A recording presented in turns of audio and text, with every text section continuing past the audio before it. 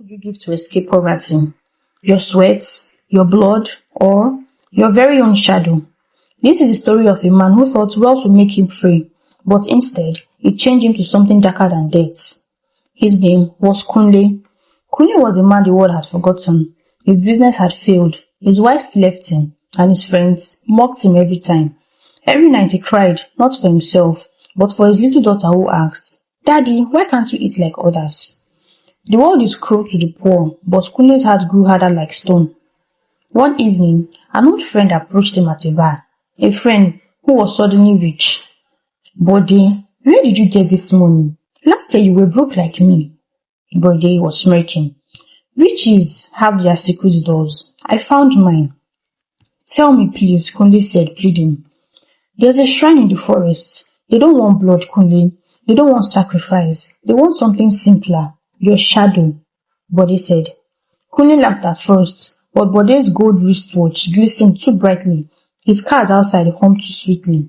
And that night, Kunle decided to find the shrine. The forest was silent. When he entered, owls watched. The trees bent strangely, as though listening. An old priest, half blind, welcomed him. "You have come to bargain," the prince said. "Yes, I want wealth. I'm tired of being mocked," Kunle said. "Then give us your shadow. With it, you will never know lack again." Kunle hesitated. He looked down. His shadow stretched long beneath the moonlight. It was always with him, silent, loyal. But poverty had beaten him too hard.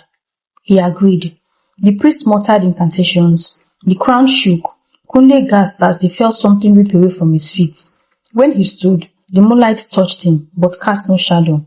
The priest smiled. "Go, rich man. The world is yours now." Wealth came instantly.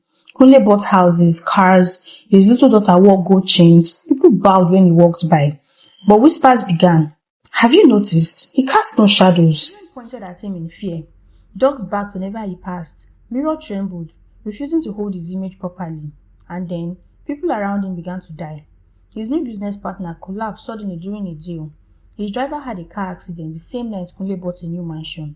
And his daughter fell sick, coughing at midnight, crying, "Daddy, why is someone else standing behind you?" Kunle froze because when he looked in the mirror, she was right. One night he saw it, his shadow, walking, not beneath his feet, but beside him, grinning. It whispered in a voice only he could hear, "You gave me away, but I am not gone. I am alive, and I am hungry." Kunle fell to his knees, begging, but the shadow only laughed. Desperate, Kunle returned to the shrine. "Take the money, take everything, just give me back my shadow," Kunle said. "A man without shadow is no longer a man. You are just a vessel now. And vessels must be filled," the priest said mockingly. Kunle screamed, but his voice echoed hollow in the forest. If you are still here listening to Kunle's desperate cries, pause for a moment, subscribe to Tales by Cynthia, because the story is about to get darker when a man realizes his shadow doesn't just want freedom, it wants his life. Kunle tried everything, prayer, fasting, even doctors, but nothing could bring back what he had sold.